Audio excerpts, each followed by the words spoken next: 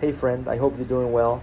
Pull up a chair and let me tell you a story that I'm going to do my best to keep brief, but it's got so many details and so many coincidences that, hopefully you have a few minutes to spend with me if we haven't talked in a while. Let's do this right now. Pull up a chair, grab some coffee. Back in 2022, I watched some videos from the Winter Olympics in Beijing on YouTube, and I thought two things. The first one was, wow, there's a large number of athletes that are over 35, even in their 40s and late 40s.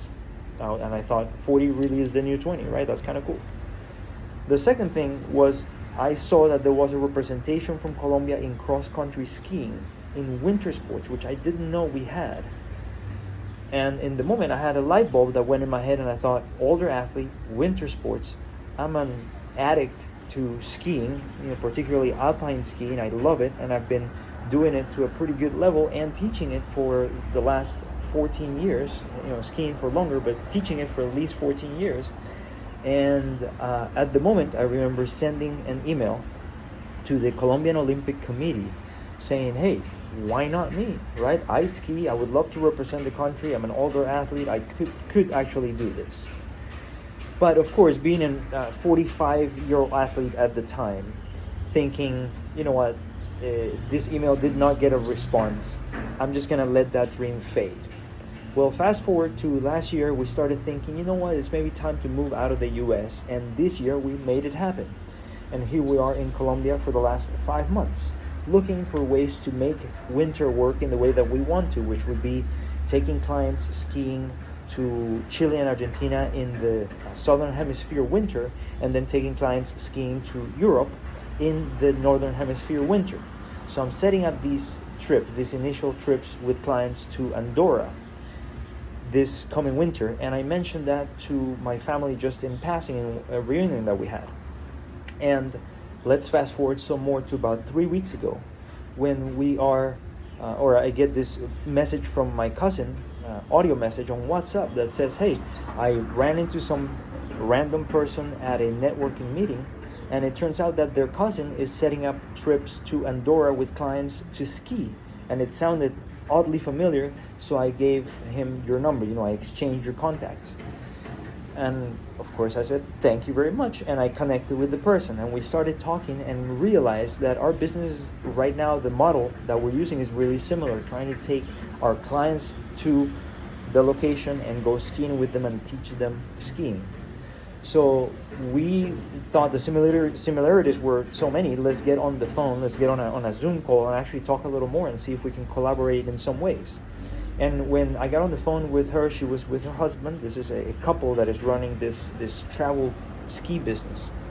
And as they introduced themselves, we realized that the guy in the couple is Carlos Quintana, who is the Olympic athlete from cross-country skiing that I saw in that 2022 Beijing Olympic Games. And I thought, holy crap, that's really weird, right? All the coincidences getting up to here. And I told him and her, the couple, that little story that I just told you about seeing him in the Winter Olympic and going, why not me? So he goes, well, if you still want to meet the committee and maybe work with the athletes, why don't you join us in Pereira? We have this meet, the qualification race next week, and the whole Winter Olympics committee is going to be there. You get to meet everybody. It will be cool. And I was like, of course, it's an opportunity that I shouldn't pass up. So I hopped on a plane and I went to Pereira. And during the full weekend there that I spent with the athletes and the coaches and the committee, it was a really amazing event. We gelled really well. I got to do a little bit of my coaching work, and they saw me work, and I got to participate in the race, which was really cool. They qualify on roller skis because there's no snow in Colombia, but the Winter Olympics are, of course, in snow.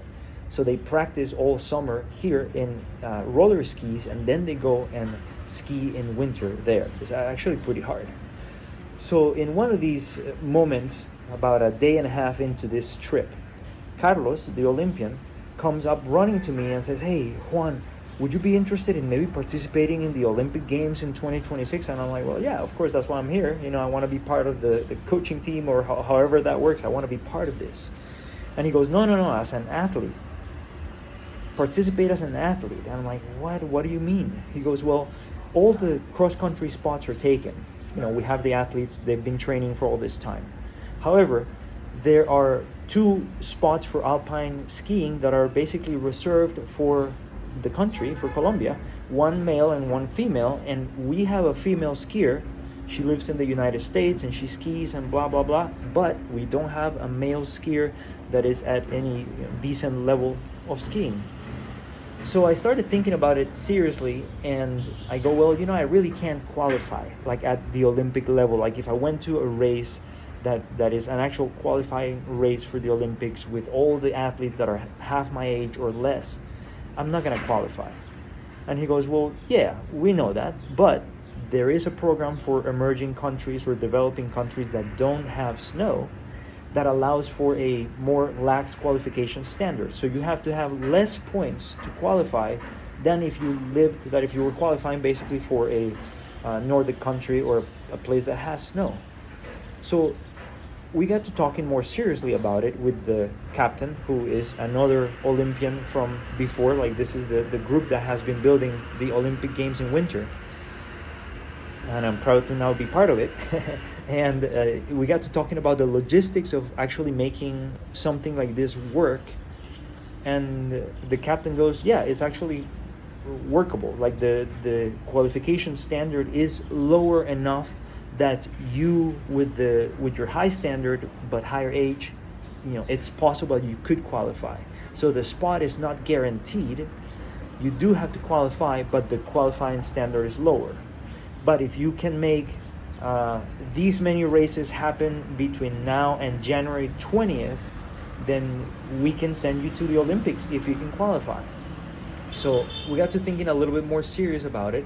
And I, of course, sent a message to my partner, Lou, my girlfriend, and I said, hey, this is happening, an audio message. And her immediate response was, oh, you're going. Like, there's no question about it. This is the kind of opportunity that doesn't just show up all the time, especially with the number of coincidences all the way to like us moving to Colombia, for there to be one spot available for the one alpine skier. Like, you're going. So I said yes to the opportunity. And now I am, of course, trying to make this trip work. The idea of qualifying would entail 2 trips to Italy, likely, or one to Italy and one to probably Spain or maybe another part of Europe. But after the first one, we'll know.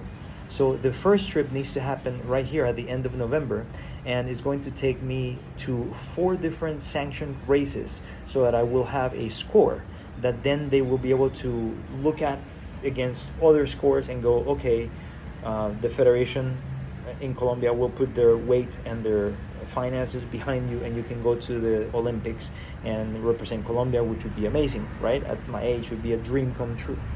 And if you don't qualify, then we know, right? Like, you can go to these 4 races and see how your scores are, and if you do okay, then you go for the real qualifying race. And if you don't have the scores, then you just come back and, well, at least you try.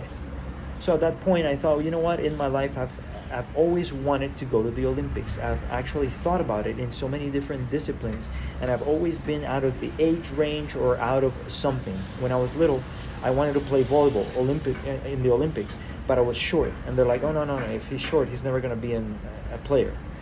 Well, and this is a repeated pattern throughout my life. And right now, I thought, well, the only thing stopping me from actually making the trip and seeing if I could be at the Olympic level is myself, actually making the trip work.